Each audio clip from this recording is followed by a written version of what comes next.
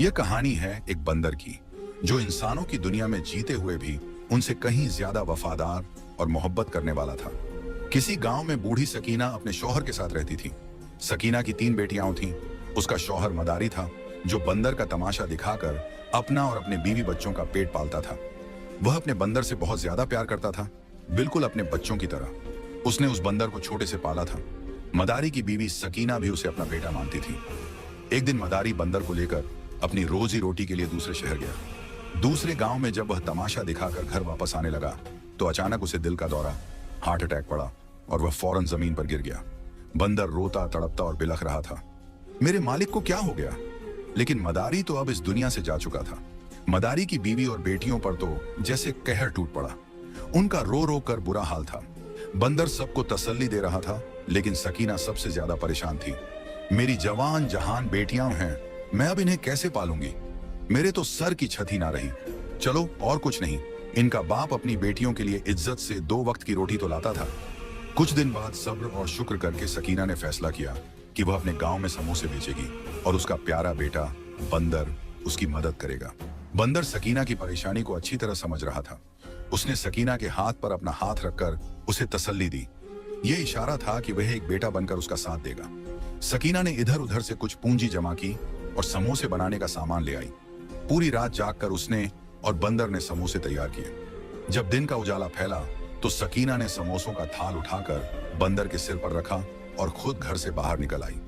उसने अपनी तीसरी बेटी को भी अपने साथ लिया। तीनों बेटियां जवान और खूबसूरत थीं। सकीना, बंदर और उसकी बेटी चलते हुए बाजार तक आए। पूरे रास्ते सकीना समोसों के लिए आवाजें लगाती रही, लेकिन बूढ़ी आवाज में इतना दम कहाँ था।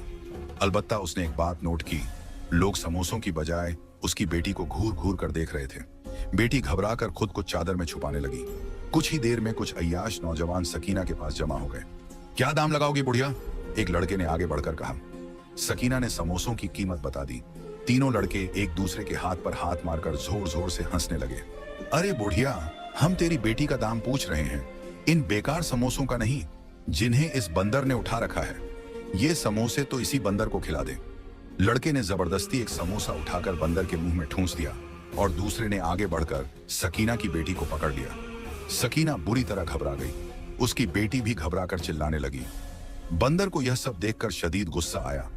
उसने सिर पर रखे समोसों का थाल जमीन पर फेंका और एकदम उन लड़कों पर झपट पड़ा। लड़के बंदर को यूं हमला करते देख घबरा गए। बंदर ने अपने लंबे लंबे नाखूनों से लड़कों को बुरी तरह घायल कर दिया, लेकिन खींचतान में सकीना की बेटी के कपड़े फट गए। वह सख्त शर्मिंदा हो रही थी और बुरी तरह रो रही थी। लोग उनके पास जमा होकर तमाशा देख रहे थे। लड़के जख्मी होकर भाग गए, लेकिन सकीना का दिल चाहता था कि वह अपनी किस्मत पर मातम कर ले। सारे समोसे मिट्टी में लथपथ हो गए थे और लोग उसकी बेटी के फटे हुए कपड़ों की वजह से उसे घूर घूर कर देख रहे थे। अब घर जाना चाहिए, यहां रहकर अब क्या करें? सकीना ने दुखी दिल से सोचा और पलटने लगी, लेकिन उसकी किस्मत बुरी थी।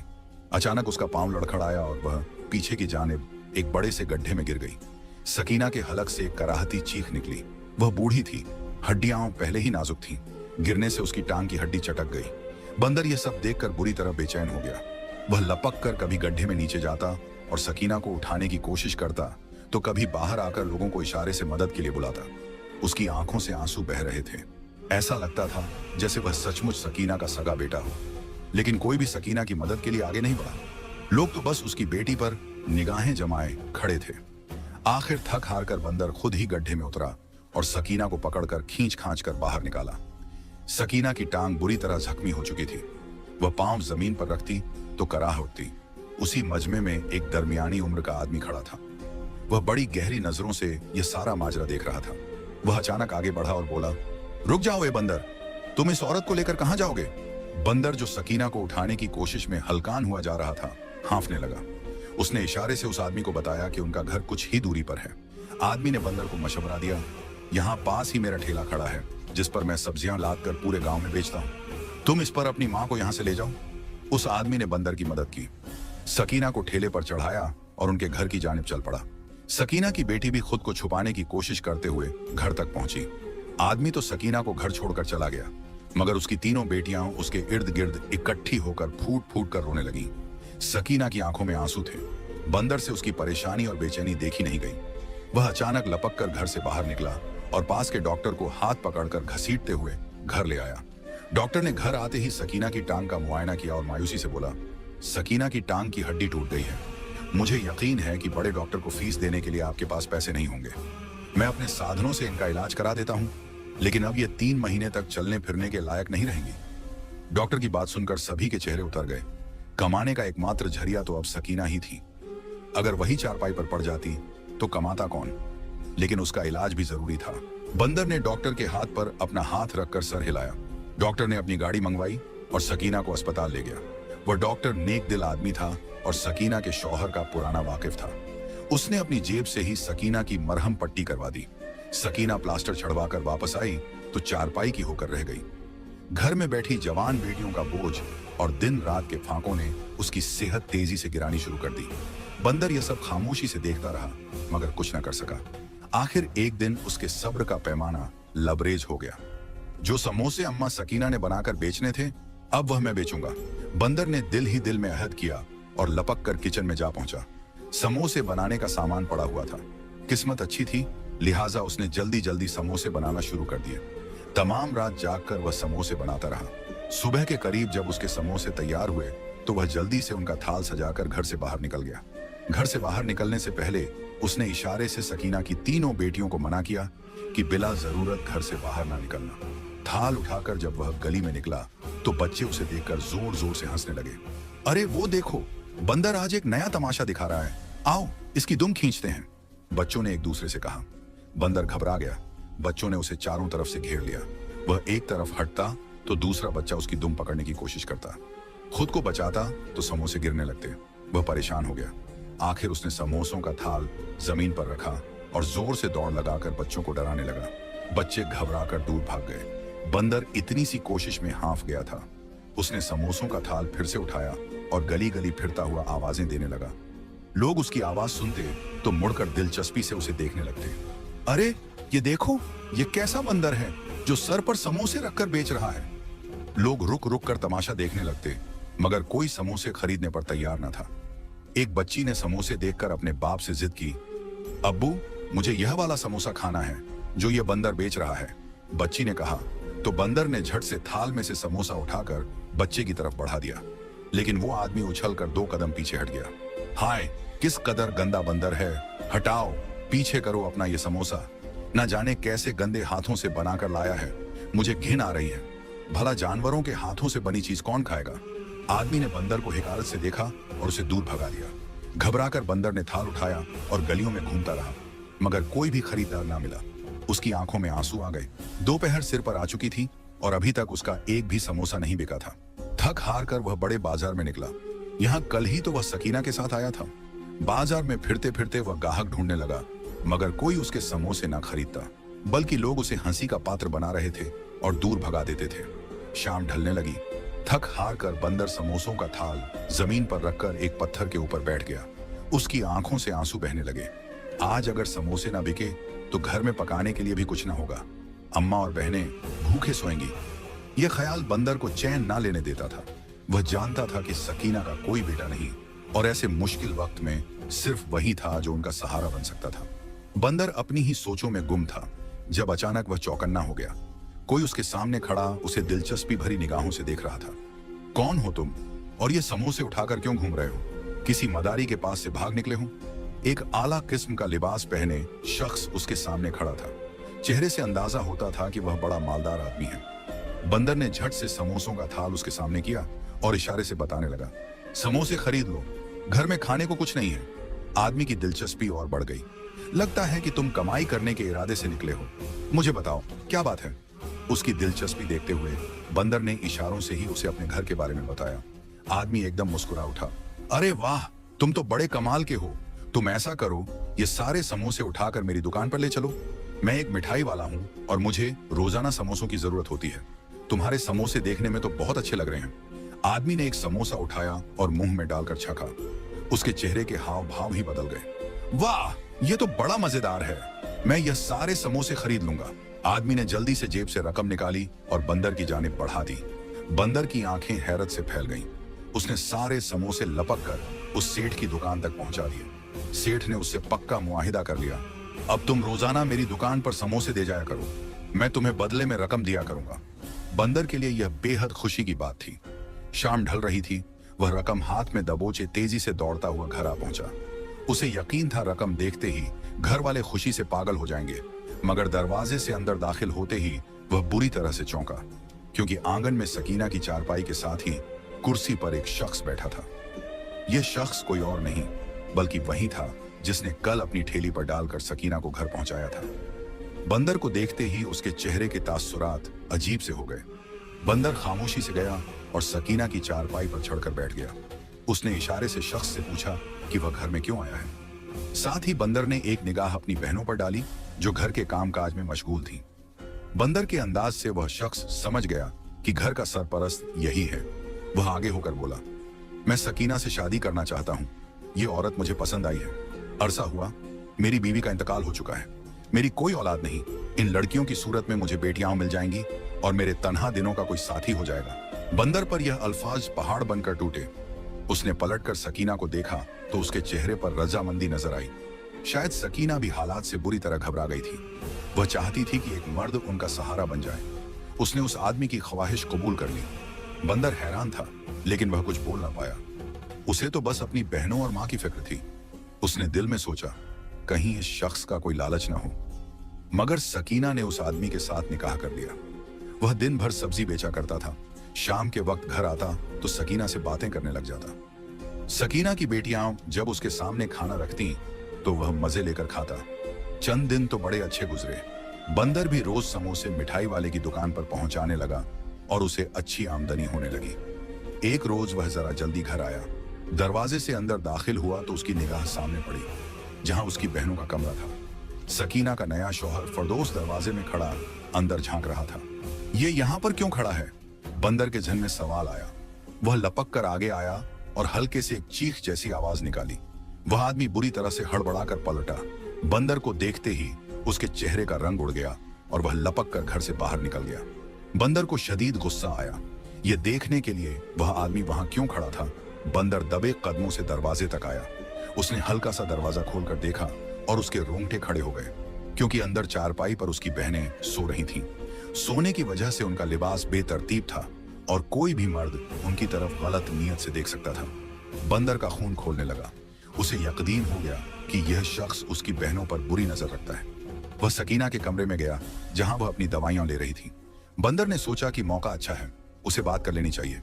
उसने इशारे से सकीना को बताया कि वह आदमी वहां क्या कर रहा था। सकीना पहले तो हैरान हुई, फिर उसे बहुत गुस्सा आया। तू हद से ज्यादा शक्की हो गया है। तुझे इंसानों वाली कोई बात भी याद नहीं। ऐसा नहीं है, वो उन्हें अपनी बेटियों की तरह समझता है। शायद कोई जरूरत होगी इसलिए अंदर देख रहा होगा। सकीना ने बंदर को झिड़क दिया। वह अपने नए शौहर पर बहुत भरोसा करने लगी थी। बंदर बुझी हुई दिल से घर से बाहर निकल आया, लेकिन अब उसने पक्का इरादा कर लिया कि वह हर वक्त फरदौस पर नजर रखेगा। फरदौस ठेला लेकर जाता तो शाम गए ही वापस आता। बंदर की पूरी कोशिश होती कि उसके आने से पहले वह घर में पहुंच जाए। फरदौस भी जब घर में बंदर को घूमते फिरते देखता तो उसका मुंह कड़वा हो जाता। बंदर की अब पूरी कोशिश थी कि वह जल्द से जल्द अपनी बहनों के रिश्ते ढूंढकर उनकी शादियां करवा दे। उस दिन बंदर समोसे का थाल लेकर मिठाई वाले की दुकान पर पहुंचा तो वहां एक खूबसूरत सा नौजवान खड़ा था। बंदर को देखते ही उसने प्यार से उसकी जानिब हाथ बढ़ाया। कैसे हो दोस्त? बंदर को बड़ा अच्छा लगा। उसने इशारे से मिठाई वाले से पूछा, ये कौन है? तो वह हंस दिया, अरे ये मेरा बेटा है और 2 बेटे और भी हैं। ये तीनों जुड़वा हैं। आजकल मैं इनकी शादी करवाने के लिए लड़कियां ढूंढ रहा हूँ। सेठ की बात सुनकर बंदर खिल उठा। यह तो बड़ी अच्छी बात है। मेरी 3 बहनों की शादी अगर इस मिठाई वाले के घर हो जाए तो कितना अच्छा होगा। लड़के भी बड़े शरीफ लग रहे हैं। बंदर ने दिल ही दिल में सोचा, लेकिन यह आदमी बगैर दहेज के अपने बेटों की मेरी बहनों से शादी नहीं करवाएगा। बंदर के चेहरे पर परेशानी फैल गई। समोसे बेचकर वह रकम तो कमा लेता था, लेकिन उन पैसों से घर का खर्च ही बड़ी मुश्किल से पूरा होता। वह तमाम दिन सोच और परेशानी में गुजारता रहा। वह बहनों को ज्यादा दिन घर में नहीं रख सकता था। उनकी इज्जत और जान दोनों ही खतरे में थी। सोचते सोचते वह बढ़ई के पास जा पहुंचा, जो घर का साजो सामान बनाने का काम करता था। बंदर को अपनी दुकान में देखकर वह जोर से हंसा, लेकिन बंदर ने इशारे से उससे पूछा, एक दहेज का सामान बनाने के लिए उसे क्या क्या चाहिए? बढ़ई ने बड़े आराम से बता दिया, सारी लकड़ियां मेरी होंगी तो बड़ा महंगा बनेगा। हाँ, अगर तू लकड़ियां ले आए तो मैं तुझे मुफ्त में सामान बना दूंगा। बढ़ई ने तो मजे से कह दिया, लेकिन बंदर का दिमाग रोशन हो गया। अगले दिन समोसे मिठाई वाले की दुकान पर पहुंचाते ही वह लपक कर करीब के जंगल में जा पहुंचा। वहां ऊंचे ऊंचे दरख्तों के तने थे। बंदर घर से साग काटने वाली दरांती लेकर गया। उसने एक एक करके दरख्तों को गिराने का काम शुरू कर दिया। काम मशक्कत भरा था, लेकिन बंदर दरख्त गिराता और उनकी लकड़ियां काटने लगता। दहेज के साजो सामान की फिक्र हटी तो बंदर को एक और फिक्र हुई। शादी के रोज यकीनन बहुत से मेहमानों को खाना भी खिलाना होगा। उनके घर में तो दाल रोटी बड़ी मुश्किल से पूरी होती थी। बंदर सर पकड़े बाजार में बैठा था जब एक आदमी ने उसे गले से पकड़ लिया। ये बंदर बड़ा फुर्तीला लग रहा है, चल मेरे साथ नाच दिखा, मैं तुझे पैसे दूंगा। उस आदमी ने कहा, मैं एक मदारी हूं, बिल्कुल बंदर के पहले मालिक की तरह। बंदर ने उस आदमी की तरफ अपना हाथ बढ़ाया और इशारे से पूछा, वह कितने पैसे देगा? मदारी ने उसे रोज मिलने वाली रकम का आधा हिस्सा बताया। बंदर खुश हो गया। उस रकम को मैं जमा करके बहनों की शादी के दिन खाना पकवा लूंगा। वह समोसे सेठ की दुकान पर पहुंचाते ही उस मदारी के साथ निकल पड़ता। वह उसे गलियों गलियों मोहल्ले मोहल्ले में नचाता रहता। नाचते नाचते बंदर थकने लगता, उसके पैरों तले से खून रिसने लगता, लेकिन रकम की लालच में वह पूरे गांव का एक चक्कर लगा लेता। उसी मदारी के साथ नाचते हुए उसे पता चला कि उसका बेटा शादी ब्याह के खाने पकाता है। बंदर खुशी से उछल पड़ा। उसने उस आदमी के साथ मुआहिदा किया, जब मैं अपनी बहनों की शादी करूंगा तो यह आदमी मेरी बहनों की शादी का खाना मुफ्त में पकाएगा। यूं बदले में वह रोजाना की रकम उससे नहीं लेगा। मदारी को भला क्या एतराज हो सकता था? वह मुफ्त में बंदर को नचाने लगा। बंदर पूरे गांव का चक्कर लगाकर सीधा जंगल जा पहुंचता। एक एक करके लकड़ियां काटता और जब शाम ढलने लगती तो पूरा दिन गुजर जाता। फिरदौस के घर आने का वक्त होता तो बंदर जल्दी से काम अधूरा छोड़कर घर वापस आ जाता। फिरदौस को उसकी मौजूदगी में मौका नहीं मिल रहा था। वह दिन ब दिन तिलमिलाया हुआ रहने लगा, जबकि दूसरी जानिब बंदर दिन रात इसी कोशिश में था कि जल्द से जल्द लकड़ी कट जाए तो वह बहनों का दहेज बना ले और फिर उनकी शादी की बात करे। फिरदौस को बंदर को देखकर बड़ा गुस्सा आता था, क्योंकि वह पूरी रात जागकर समोसे बनाता रहता और साथ साथ बहनों की निगरानी भी करता था। सुबह फिरदौस जब घर से चला जाता तब बंदर समोसों का थाल लेकर बाजार की जानिब निकलता। उस वक्त सकीना जाग जाया करती थी। फिरदौस को मौका नहीं मिल रहा था कि वह सकीना की बेटियों पर हाथ डाल सके। बंदर रोजाना थाल पहुंचाने के बाद खुद जंगल पहुंच जाता। रफ्ता रफ्ता उसने इतनी लकड़ियां काट ली थीं कि तीनों बहनों का दहेज आसानी से बन सकता था। जिस दिन उसने आखिरी बहन के दहेज की लकड़ियां मुकम्मल की, वह बड़ा खुश था। कल सुबह आकर यह सारी लकड़ियां बढ़ई की दुकान पर पहुंचा दूंगा, फिर जल्द ही बहनों का रिश्ता मिठाई वाले से मांग लूंगा। बंदर ने खुशी खुशी सोचा और घर वापस आ गया। उसी दिन फिरदौस बड़ी देर तक अपनी चारपाई पर बैठा बंदर को घूरता रहा। बंदर भी सुबह के लिए समोसे बनाता रहा। दोनों रात भर जागते रहे। सुबह सकीना को डॉक्टर के पास लेकर जाना था। बड़ी दोनों बहनों ने छोटी से कहा, तू होशियार है, बाहर के रास्तों का भी खूब पता है, माँ को तू ले जा, हम घरदारी का काम कर लेंगे। छोटी बेटी मान गई। बंदर को उस रोज बढ़ई के पास जाना जरूरी था। ध्यान से जाना, मुझे काम ना होता तो मैं जरूर जाता। बंदर ने अपनी छोटी बहन के सर पर हाथ रखकर इशारा किया और खुद थाल उठाकर लपक कर बाहर निकल गया। मिठाई वाले को थाल देते ही वह जंगल की जानिब दौड़ा, लेकिन जंगल में दूर से ही धुएं के गहरे गहरे बादल उमड़ रहे थे। लोग दौड़ते हुए जंगल से दूर आ रहे थे। बंदर बुरी तरह से घबरा गया। यह सब क्या हो गया? वहां तो मेरी लकड़ियां पड़ी थीं। बंदर घबरा कर दौड़ते हुए जंगल की जानिब जाने लगा। अरे वह देखो, बंदर जंगल में जा रहा है, रोको उसे, वहां तो आग लगी हुई है। लोग चिल्ला चिल्लाकर उसे पुकारने लगे, लेकिन बंदर अंधाधुंध जंगल में जा घुसा। वहां पहुंचते ही उसकी आंखें हैरत से फैल गईं। पूरे जंगल में जगह जगह आग लगी हुई थी। धुएं के गहरे बादल उठ रहे थे। जहां उसने सूखी लकड़ियां काटकर ढेर की सूरत में जमा की थी, वहां सबसे ज्यादा आग लगी थी। शायद मौसम की गर्मी से जंगल में आग भड़क उठी थी। बंदर हड़बड़ा गया। उसके लबों से चीख निकल गई, यह तो मेरी बहनों का जहेज है। वह लपक कर आगे बढ़ा और आग में कूदकर लकड़ी उठाने की कोशिश करने लगा, मगर लकड़ियां जल चुकी थी। आग बुझाने वाले लोग जंगल में दाखिल हुए तो बंदर को देखकर चौंक गए। अरे उसे रोको, बंदर को पकड़ो, बेचारा मर जाएगा, शायद उसका घर यहाँ है। लोग चीखने लगे। किसी ने आगे बढ़कर उसे पकड़ा। वह बुरी तरह से रोते हुए लकड़ियां बचाने की कोशिश कर रहा था। उसकी खाल जगह जगह से जल गई थी। बंदर रो रहा था, चिल्ला रहा था, मुझे छोड़ दो, मेरी बहनों का जहेज जल गया है, अब उनकी शादी कैसे होगी? लोग उसकी जुबान समझ नहीं पा रहे थे। उन्होंने उसे उठाकर जंगल के बाहर फेंक दिया। बंदर फूट फूट कर रोता हुआ घर वापस आ गया। घर के दरवाजे से दाखिल हुआ ही था कि अचानक एक जोरदार चीख सुनाई दी। बंदर घबराकर सामने देखता है तो फर्द उसकी बड़ी बहन को दबोचकर कमरे के अंदर ले जा रहा था, जबकि दूसरी बहन फर्द को रोकने की कोशिश कर रही थी। आज तो तेरा वह मनहूस बंदर भी घर नहीं है और बूढ़ी सकीना भी बाहर गई है। आज तो तुझे छोड़ूंगा नहीं। फर्द किसी बदमस्त हाथी की तरह उसे घसीट रहा था। बंदर की आंखों में खून उतर आया। उसके हाथ में लकड़ी काटने वाली दरांती थी जिसे लेकर वह जंगल जाता था। उसने आप देखा न ताव दरांती फर्द की तरफ उछाल दी। बंदर के हाथ में ताकत थी। दरांती सीधा फर्द के सिर में जा लगी। खून का फव्वारा छूट पड़ा और वह वहीं सिर पकड़कर जमीन पर बैठ गया।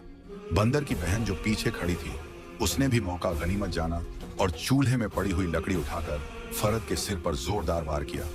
फर्द तड़प उठा, लेकिन उसने देख लिया कि यहाँ उसकी दाल गलने वाली नहीं है। सिर पर हाथ रखे वह बिलबिलाता हुआ बाहर भाग गया। दोनों बहनें रोती हुई आकर बंदर से लिपट गईं। अगर आज आप ना होते तो न जाने क्या हो जाता। वे फूट फूट कर रो रही थीं। बंदर उनके सिर पर हाथ फेरते हुए उन्हें तसल्ली दे रहा था, मगर खुद उसका दिल भी टूटा हुआ था। कुछ देर बाद सकीना और छोटी बहन आ गईं। उन्होंने जब घर का मंजर देखा तो हैरान रह गईं। बेटियों ने रोते हुए सकीना को सारी बात बताई। वह बूढ़ी औरत भी फूट फूट कर रोने लगी। हाय मेरे नसीब, कैसा आदमी घर में घुसा लिया, अब क्या होगा। सभी शदीद परेशान थे। तभी दरवाजे पर दस्तक हुई। दरवाजा खुला तो देखा मिठाई वाला था। उसके साथ 3 जवान लड़के भी थे। वे सब बड़े खुश लग रहे थे और यूं लग रहा था जैसे कोई खास बात करने आए हों। मगर घर के अफराद को इस तरह परेशान देखकर वे सब खामोश हो गए। बंदर लपक कर आगे बढ़ा। ये क्या हालत बना ली है तुमने? तुम्हें ये चोटें कैसे लगी? सेठ ने हैरत से पूछा तो बंदर की आंखों में आंसू आ गए। उसने इशारों से सारी दास्तान सुना दी। कैसे जंगल में बहनों के झेज की लकड़ियां इकट्ठी की, कैसे वे जल गईं। सेठ की आंखों में भी आंसू आ गए। उसके साथ खड़े उसके लड़के भी हैरत से बंदर को देखने लगे। तुम्हें यह सब करने की क्या जरूरत थी?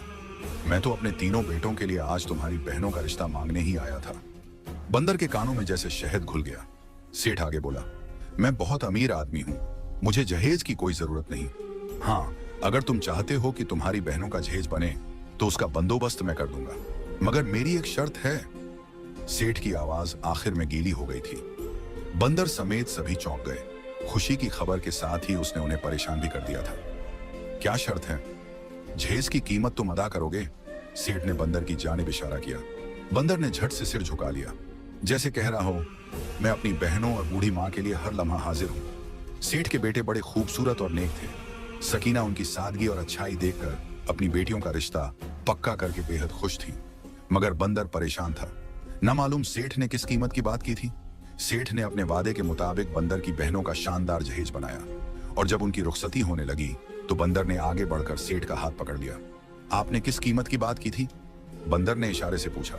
सेठ जोर से हंस पड़ा। वो कीमत तुम हो।